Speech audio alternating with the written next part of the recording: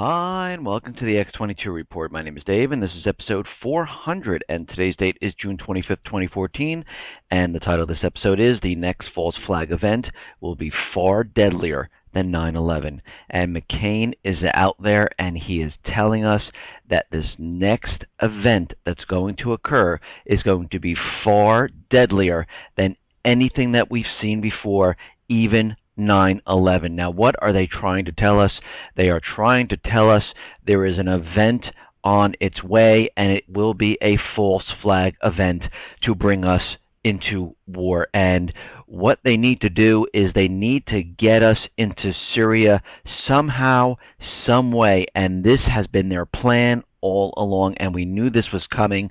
We saw it months ago, and here we are today. And what is happening right now is that ISIL and ISIS, they were they still are funded by the United States government, Israel, and other Arab nations. They were sent into Iraq to make it look like terrorist groups are spreading from Syria. It got out of hand. The Sunni people started to rise up, and now there's a civil war inside of Iraq. Of course, this plan has gone south, but they're still using the pretext of ISIL and ISIS that they're going to attack the United States. They're continually out there telling us this because they have already planned what is about to occur. And we already see that they're linking Syria with Iraq, with ISIL and ISIS. The president was out there telling everyone that there's no geographical boundaries. Wherever they are, we will hunt them down and we will get this terrorist group. And of course, they're using the propaganda of social media to sell the entire thing. They're trying to convince us that this terrorist group is out there tweeting, they're on Facebook, they're on YouTube, advertising everything they're going to do. And of course, we know when we see something like this, this is a propaganda stunt from the United States government to convince the American people that this group is a danger to here in the United States and in England and in Europe. And this is exactly what they're doing. And they're doing this for one reason and one reason only. They realize the economy is coming down. They realize they need to get into Syria to continually prop up this dollar. They're having major problems in the Middle East. Yemen is falling apart. Libya is falling apart. And now Iraq is completely falling apart. They did not expect this. They thought this was going to go smoothly, just like Ukraine, and it hasn't. Everything is crashing down around them, and now they're looking to create this event to convince everyone that we need to go to war, that we need to send troops in, that it's time for the American people to go to World War III. And they're doing this because they're going to cover up the economic collapse, because they realize it's coming, and they realize they have no alternative but to do this. And this is why they're doing this at this time.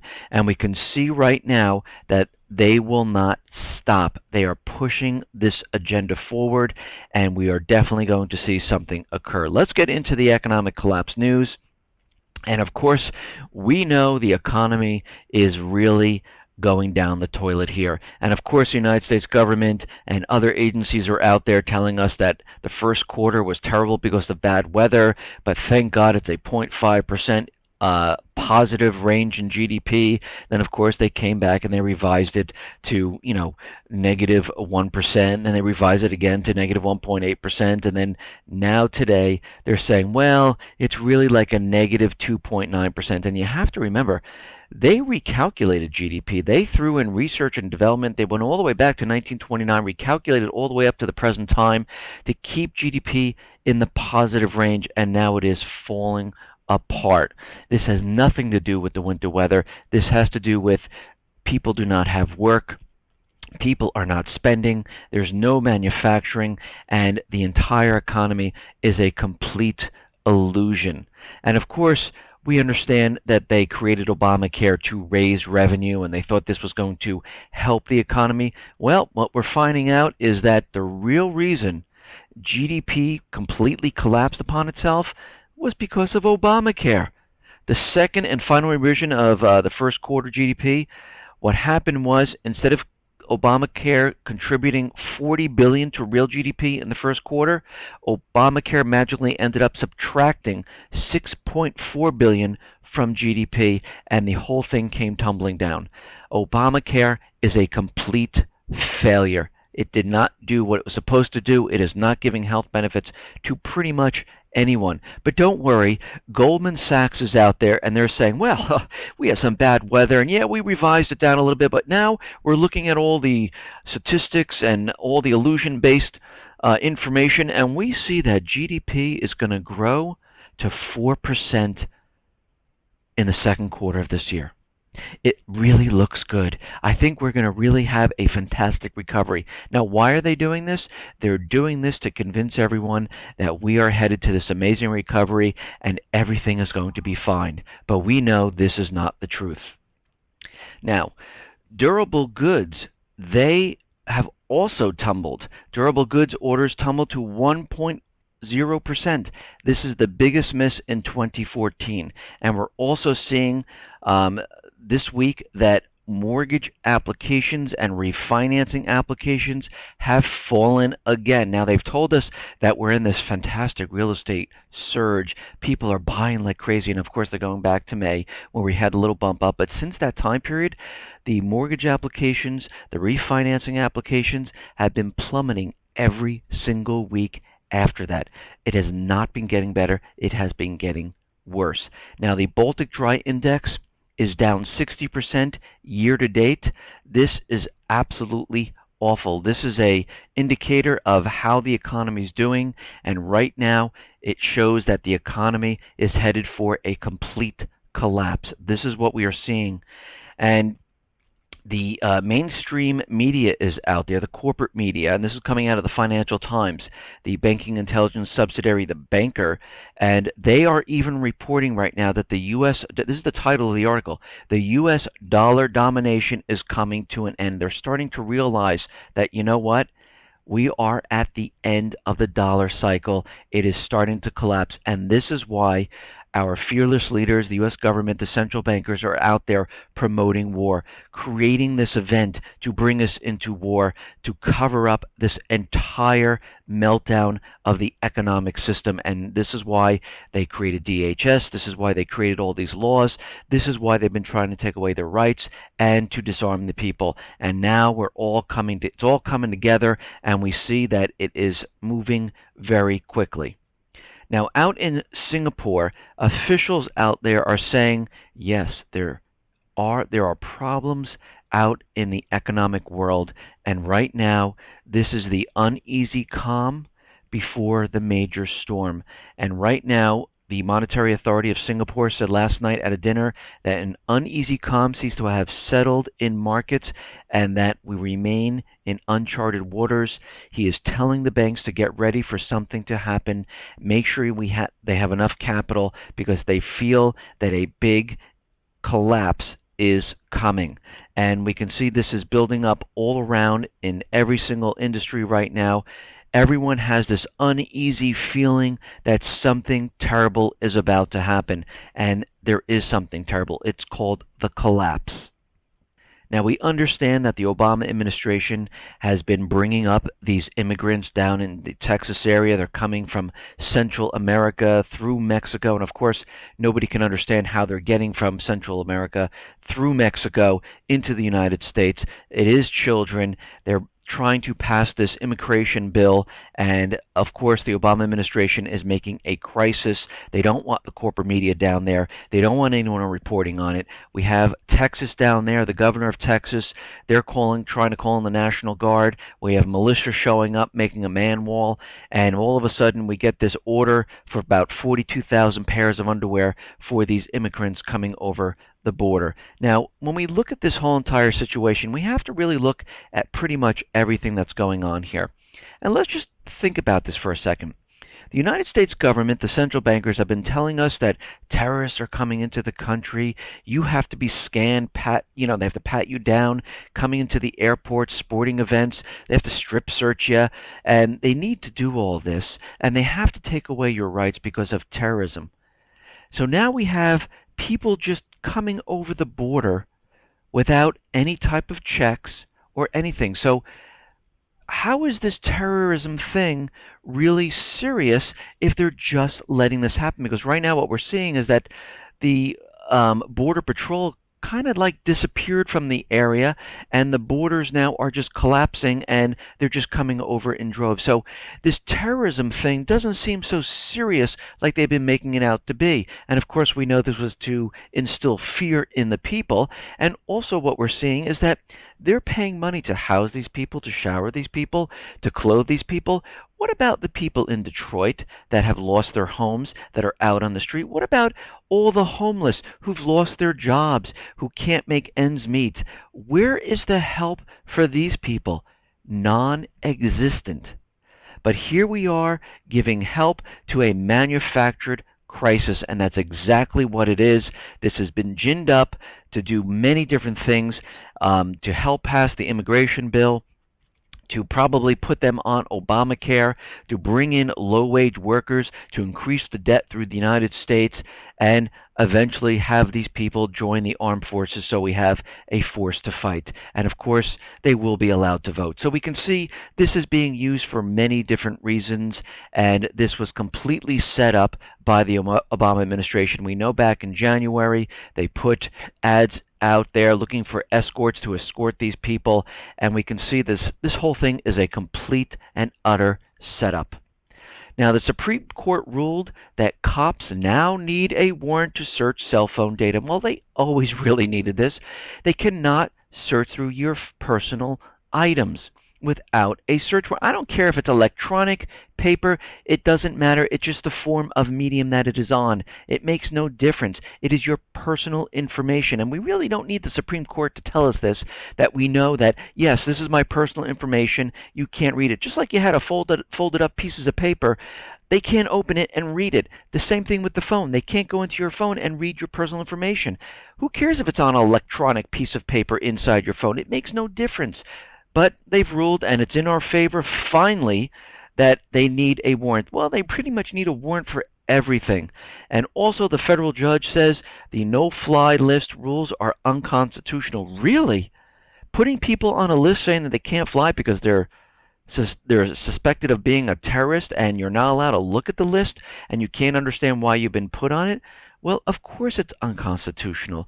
They have to give a reason. You have to prove why you're on this list. And right now a federal judge in Oregon said Tuesday that the rule surrounding the use of a no-fly list managed by the United States government violates the constitutional rights of the U.S. citizens, including therein. District Judge Anna Brown's ruling this week will now force the government to fine-tune its procedures for handling requests from flyers who want to know if they're included on that list. They should be putting no one on the list because they need specific proof of why you're on the list. And why do we have secret lists? Very interesting.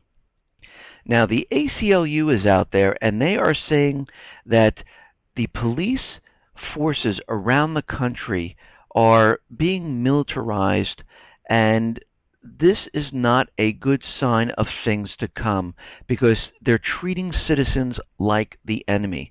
The increasing use of military-style tactics and weapons by police forces across the United States puts civilians at needless risk of death and injury, according to a strongly worded ACLU report. The study called War Comes Home, the excessive militarization of American policing, warns that police departments across the country have been offered incentives by the federal government to arm up and now risks alienating communities as a result of heavy-handed raids. We see this completely across the United States.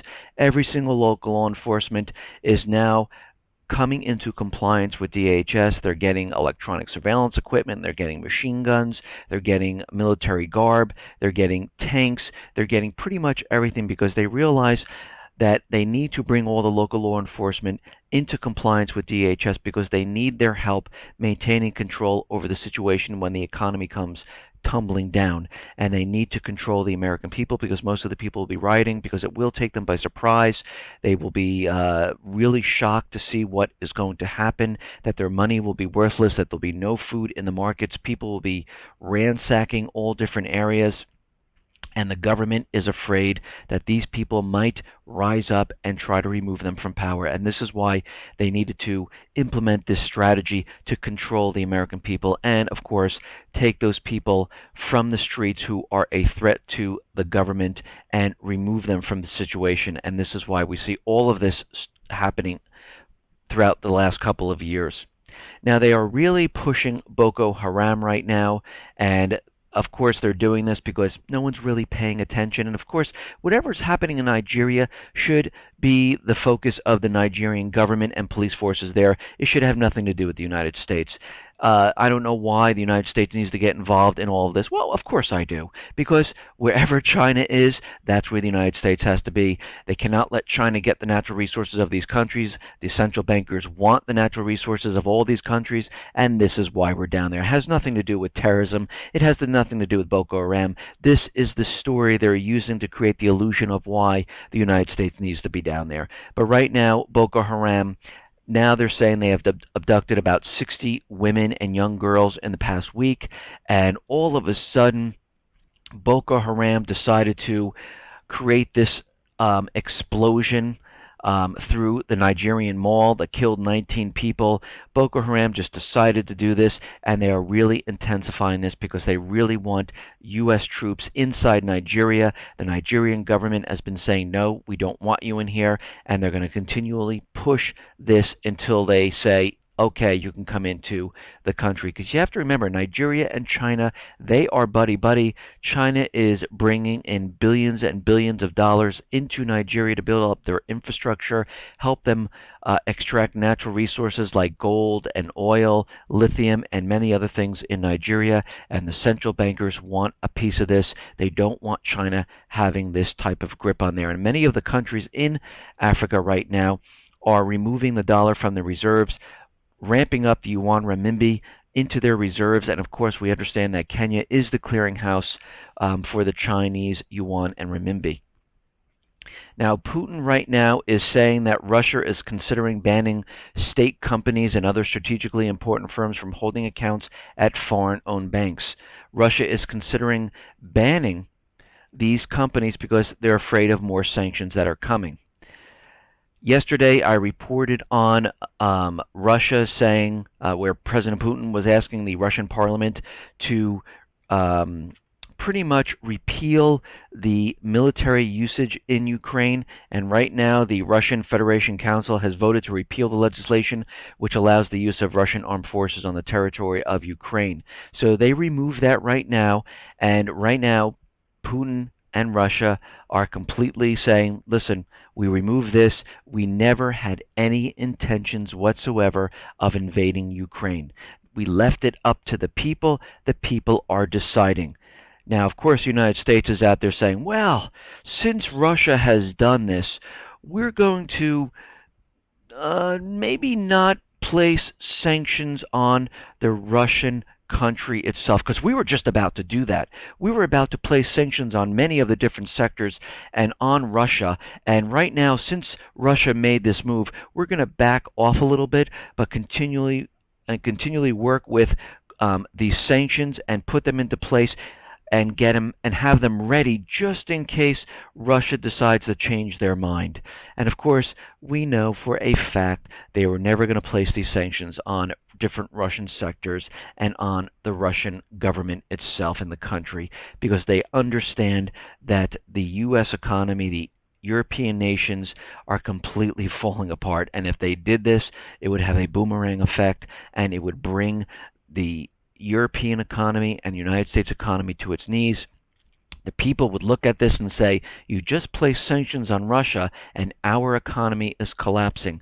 We blame the central bankers and the U.S. government, and they knew this was going to happen, and this is why they didn't do it at all. But don't worry, NATO is still out there, and NATO is saying that they are not going to cooperate with Russia. NATO has decided to extend its suspension on practical cooperation with Russia because it sees no change in Moscow's behavior right now.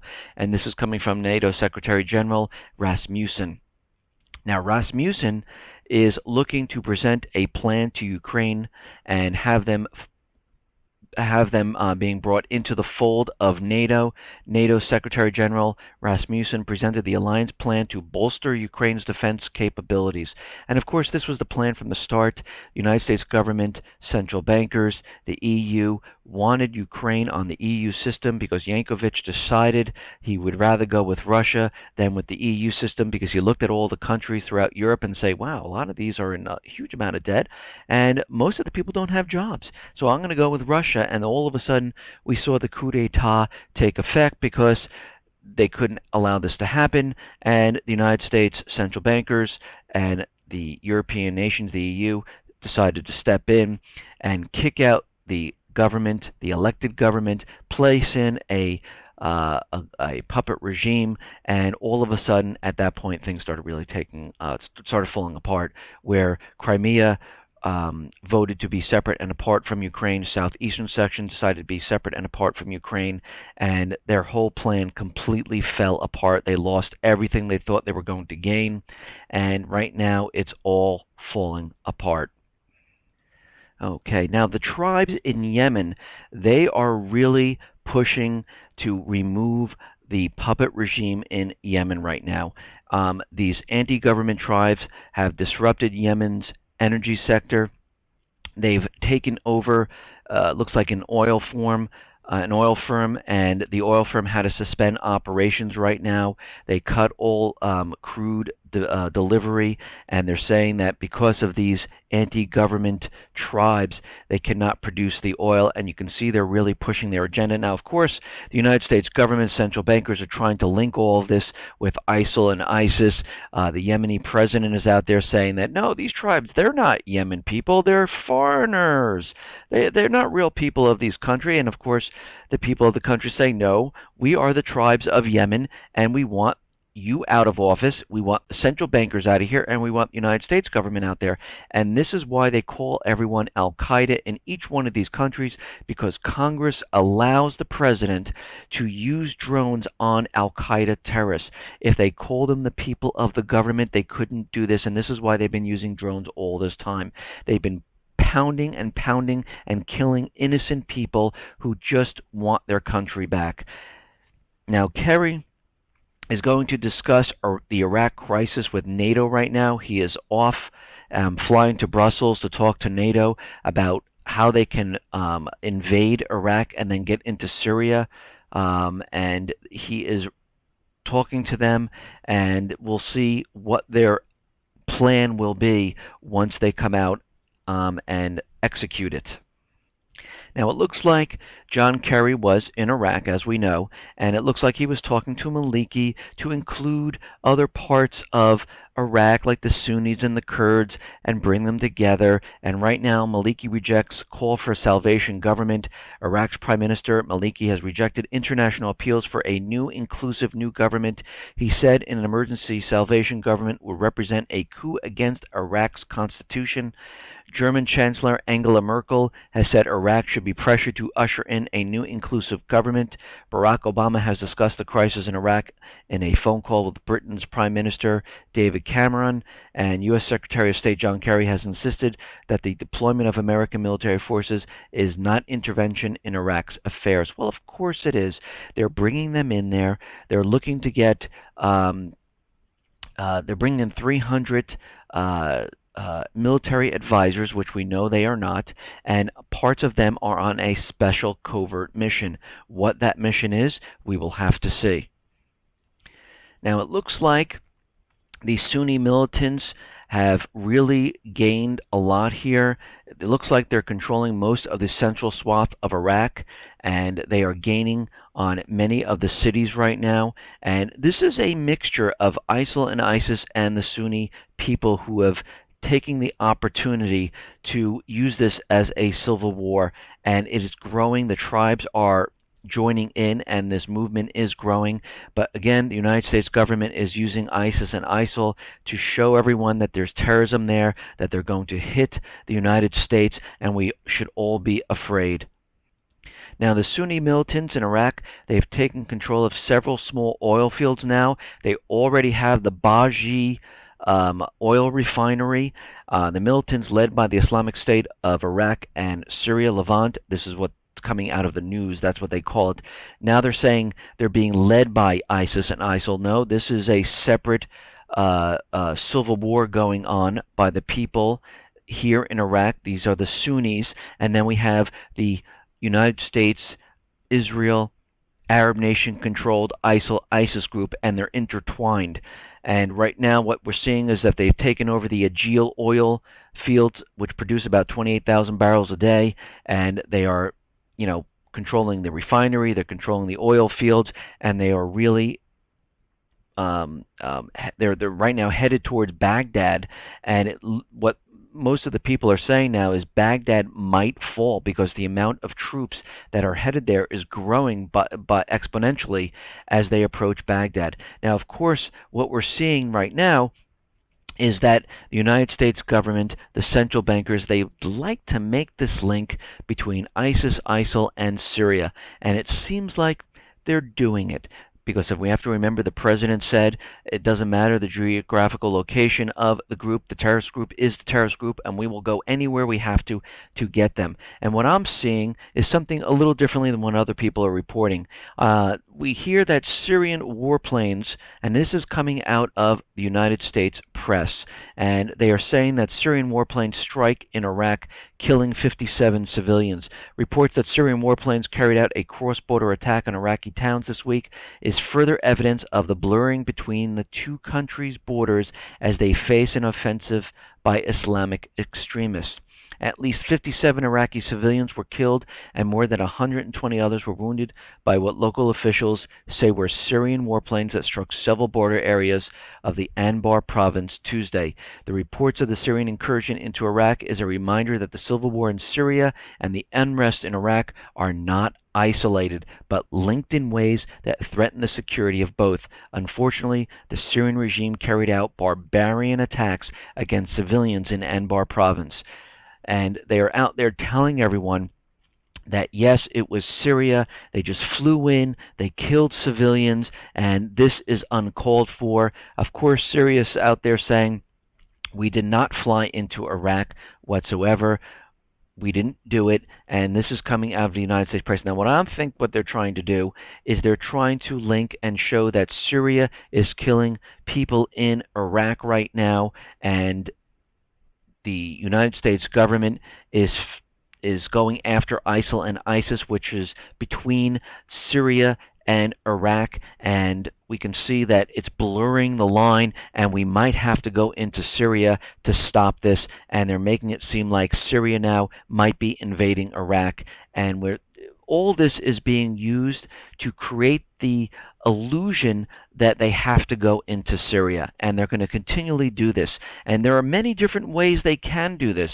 One way to do this, of course, is to say that ISIS attacked Turkey, and NATO needs to come in. NATO treaty requires members to come to defense of partners. The Islamic State of Iraq and Syria, or ISIS, has captured a number of small towns along the Iraq-Turkey border and is threatening to take territories inside Turkey itself, which could force fellow NATO members to come to the nation's defense. Now, you have to remember, John Kerry is now meeting with NATO. If we look at this, Article 5 of the North Atlantic Treaty states, the parties agree that an armed attack against one or more of them in Europe or North America shall be considered an attack against them all, and consequently they agree that if such an armed attack occurs, each of them, in exercise of the right of individual or collective self-defense recognized by Article 51 of the Charter of the United Nations, will assist the party or parties so attacked by taking forthwith, individually and in concert with other parties, such actions as it deems necessary, including the use of armed forces to restore and maintain the security of the North Atlantic area. So we can see right now they might show that ISIS and ISIL have attacked Turkey. Of course, this would be a false flag event to bring the NATO forces into the picture. And of course, we have to remember Turkey was trying to use a false flag, and they took their military personnel, snuck them into Syria, and fired missiles from Syria into Turkey, and the Turkey government was going to say Syria was attacking so they can bring NATO in. So we can see they're still up to their same old tricks, and they are trying to get NATO involved. And we might see that happen. They're trying to blur the lines between Syria, ISIL, ISIS, and Iraq right now, and all of this is being created for what? The main event. And of course, the main event will bring this whole thing home, where the people of the United States, the UK, the European nations will say, enough's enough, let's go and bomb them. Let's take the war to Iraq and Syria and get this done.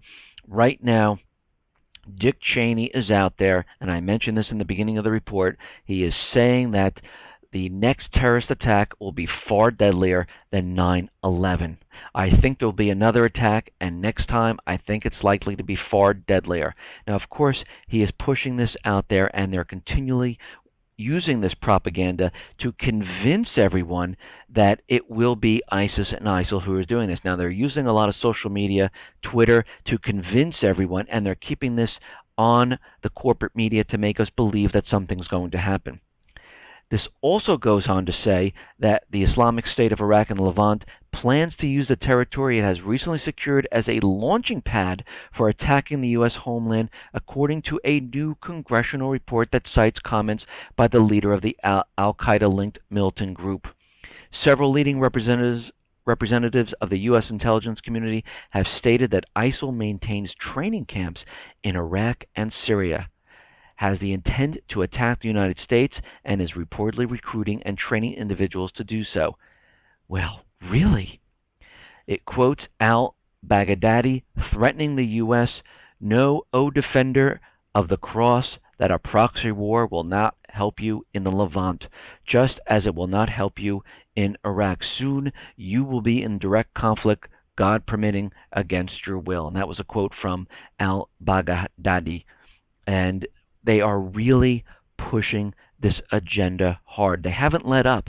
They are continually doing this because they have already planned this event. And they're also saying that online backers of the Sunni Islamist militants who seized swaths of Iraq this month have said that any U.S. airstrikes on the fighters will lead to attacks on Americans. American intervention in the affairs of the Islamic State in Iraq and the Levant means that the American infidel is a target for the strikes of the holy warriors anywhere. And we can see that this is being pushed. Now, they already have these people put into place in the United States. We already know this. They've been letting us know this for a very long time. We know they're broken off into lone wolf groups. We know they are bomb makers. They have been set and ready to go. They are sleeping right now. And when they are activated, this is when it's going to come alive. They have already planned this for a very, very long time. The central bankers, United States government, realized the economy was falling apart. They realized they couldn't get into Syria, and they needed to have something occur to move the people. Because what are the polls showing? The polls are showing that the people of the United States do not want war. Congress has a 7% approval rating, so they're not going to vote for war. The only way to move the people is to do what? Is to have an event occur where it moves the people. Now, of course, McCain is out there saying this is going to be far deadlier, and I've been saying this for quite a while. Yeah, it's going to be, because they are going to have to go all out to really wake the people up and have them move this forward. They're going to have to do something, not just in one area of the country. They're going to have to do this in many different locations. And we have to remember, they've told us that these groups might have a nuclear weapon. They might have sarin gas, and they might use it here in the United States. And we also have to remember, we have Syria, the Syrian Electronic Army, and we have these groups who are well funded, as they say. They're like a corporate entity, and they're telling us all their plans on the social media. So we're going to see, most likely, as this economy completely falls apart, the financial institution hit. with some type of cyber attack. So this way they can say, yes, they hit the financial institutions, it brought the stock market down, but thank God we had the kill switches. We were able to cut it off before we really imploded. But this would have nothing to do with the other country that was hitting us. This is really a false flag event to make us believe that they brought the economy down, but we already know the economy is failing. All of a sudden then they will say we'll need to do bail-ins in the banks. You will not be able to get your money out. So any money that's stuck in the bank, that's it. It is stuck. You will not be able to access it at this point. We will see this happen in the UK and the European nations. Australia, Switzerland, Canada, all have bail-in documents.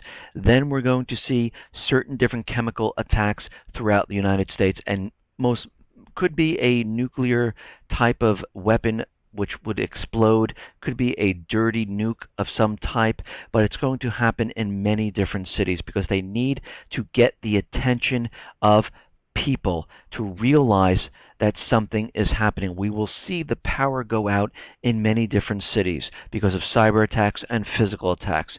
All of this is going to happen at once because they need to make this look incredible to show the American people why we need to go and bring our military and why you need to send your children to this next war. And they will push this as hard as they can. The president will come out there, the Fed will come out there saying that this other country or group has done this. This is unbelievable. We were in a recovery, as they kept telling us all throughout this time period. They destroyed America, and now it's time for Americans to rise up and go to war.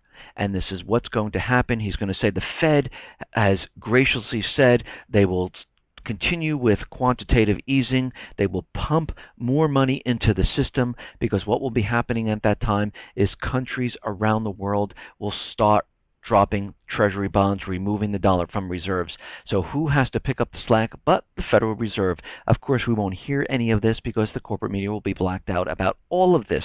They will increase quantitative easing, and as the economy falls apart here in the United States, the Federal Reserve will have to buy up the real estate and everything else, just like they've done in the past, to keep the system alive. And at this time, what will happen is the dollar amount will be devalued every day, and you will see prices skyrocket. They will lose control of the gold and silver market. That will start to skyrocket, and people will try to get into that market, and it will be too late for them. You will see then people saying, oh my God, I can't afford milk, I can't afford food, I can't afford fuel, and then people will start raiding the markets, and people then will become desperate. And this is when you'll see DHS activated. You'll see the local law enforcement all come in compliance with DHS, and this then will turn out to be a complete mess because most of the people are going to be shocked. They do not understand what is coming. Listen, everyone, be well, be safe, and especially be prepared. Thanks a lot.